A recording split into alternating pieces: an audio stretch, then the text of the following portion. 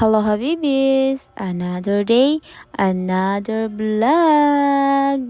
Bale, napansin ko lang na ang tagal ko na or ilang araw na akong hindi nakakapag-vlog or hindi nakapag-upload.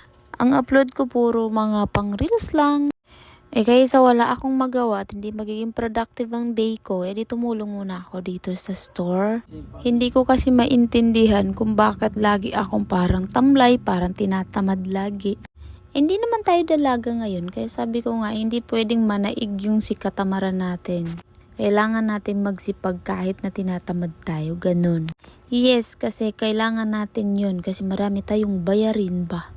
And kasi ayoko din naman na humataw ako na parang alam mo yung matamlay. Kaya sabi ko nga lagi, 'di ba sa mga vlog ko is pahingaan ko po yung store namin. Sana all may pahingaan. Huy! Pero sa totoo lang, nakaka-repress kasi pag nandito ako sa store. Lalo pag ginagawa ko yung mga bagay na gusto ko. Kaya ikaw, pag gusto mo siya, wag mo nang patagalin. Huy! Eme! Kung napansin nyo, hindi ako makasmile dito. Hindi dahil sa iniisip ko siya. Huy! Hindi gayon. Kundi dahil nakabenta ako kanina ng Nesty Apple na 21 pesos. 24 pesos po yun. So, ibig sabihin, medyo lugi-lugi tayo. Kaya sabi ko sa pamangkin ko, naku bay, bantayan mo yung mga presyo. Kasi 'di ba pag sari-sari store owner ka or meron kang mini store, naku po, sa mga may idea po dyan, piso lang at or centavos lang talaga yung tubo.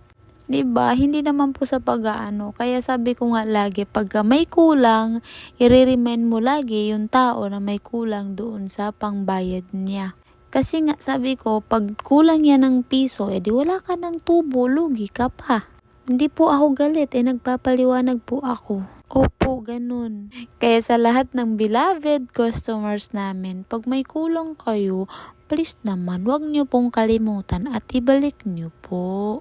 Kasi sa dami niyo pong bumibili, hindi na po naming matandaan kung sino po yung may kulang na piso.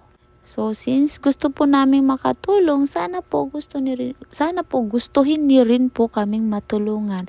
Hoy, ba't nabubulol yan? Yes po, kasi nga po, sabi ko nga po sa inyo is napakaliit lang po ng tubo namin sa bawat paninda po namin. So medyo tumutubo lang kami ng 2 or 3 pag gabi po kami nagtitinda. Yes po, kaya wag po kayong mabibigla pag minsan medyo mataas-taas pag gabi.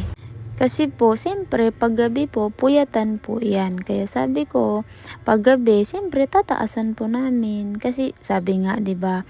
Kaya nga, wala masyadong nagto 24 hours kasi hindi po nila kaya yung puyat. Lalo pag sunod-sunod yung puyat mo, Habibis. Naku po, parang alam mo yung gusto mo na lang na matulog ng isang araw na walang putol. Yung naka-aircon ka, ganun. Tapos katabi mo siya, huy!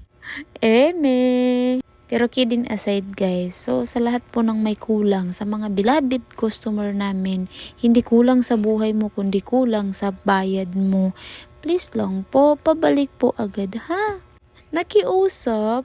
Kasi nga po, yun nga po yun. Yun na lang po yung tubo namin. Ganun, nakakaiyak ba? Huy, nagdrama. Pero yan, so 'di ba kakadaldal ko, malapit na rin ako matapos dito. Kaya sabi ko nga dito kay Bay is bantayan yung mga presyo ba. Pag ako kasi talagang nagtitinda, talagang bawat piso dyan iniingatan ko. Kasi naranasan ko yung ako yung namimili, yung sobrang init, tas bubuhatin mo pa. Siyempre yung pinamimilian namin, wala naman parking dun mismo sa tapat ng store. Kasi nasa looban yun eh. Hindi po ako galit, nagpapaliwanag lang po ako. Kaya totoo talaga na pag hindi ikaw yung nandun sa sitwasyon or hindi ikaw yung may-ari ng store, hindi mo ma-appreciate yung pagod or hindi mo makikita yung halaga ng bawat piso na dapat sana kita nung may-ari ng tindahan. Alam niyo ba bakit mahalaga sa akin ng piso? Kasi sa tuwing nakikita ko si AbGM na antok, puyat, tapos kailangan niyang mamili kasi may kulang sa store, doon ko siya napapahalagahan yung piso. Hindi dahil doon sa pera o doon sa piso, kundi dahil doon sa effort ni ABS-CBN. Tapos, 'di ba, pagka puyat ka na tapos ikaw pa mamimili. So nakaka-kuan talaga siya, nakakasakit ng damdamin ba pagka hindi kumita yung tao. Kaya sabi ko lagi, naku po, hindi po pwedeng hindi kumita yung store. Aside sa dito kinukuha yung pambayad din sa upa niya, dito rin yung pang araw-araw. Dito na lahat ba, pati nga yung kurente, dito na rin kinukuha. Kasi nga, nung mga nakaraan, siyempre sabi ko, kailangan kong budgetin. Kasi pag hindi ko binudget yan, naku po. Kaya again, sa mga beloved customers namin, thank you sa pagtangkilik ng aming mga produkto. Edi salamat!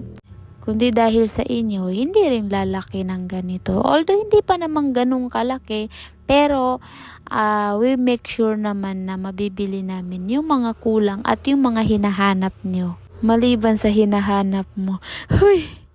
O yan, tignan mo yung itsura ko dyan. Medyo naiinis na nga ako. Kaya sabi ko nga, o yan o, ay pagtanggal mo yung mga nakalagay dyan. Kasi nalagyan ko kasi siya ng price tag na 21. Kasi nga, sabi niya 21.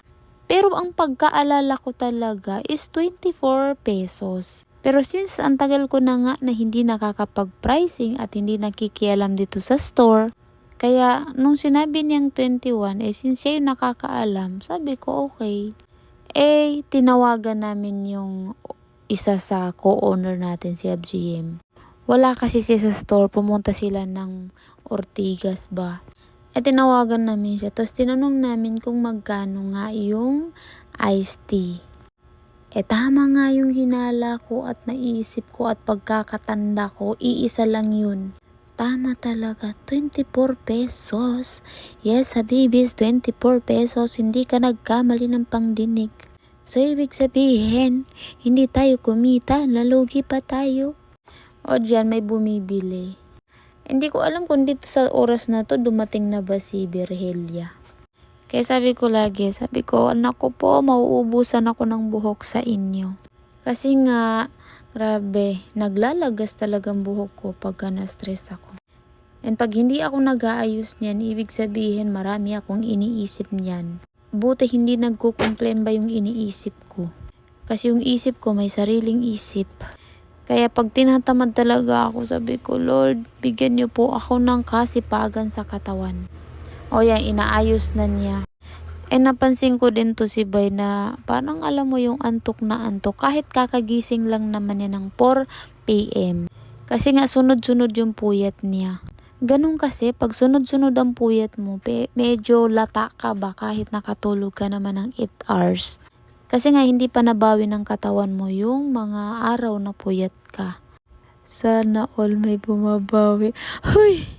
Pero napansin na nandyan na si Virgelia niyan o may bumibili na. Pag ito talaga si Virgelia, minsan nakasama siya sa nasisermonan ba? Oo, naninermon ako minsan. Minsan lang naman. Tapos mabilis lang naman mawala. Hindi naman ako naninermon na parang masakit. Parang tinatama ko lang ba sila? Huy! Sana all tinatama. O diba, si Virgelia, ayan na silang dalawa. Inaayos na nila yung kailangan ayusin. O diba, init na init yung batang babae. O kakadaldal ko, tapos na. So, paano Habibi? Hanggang sa muli. Bye-bye.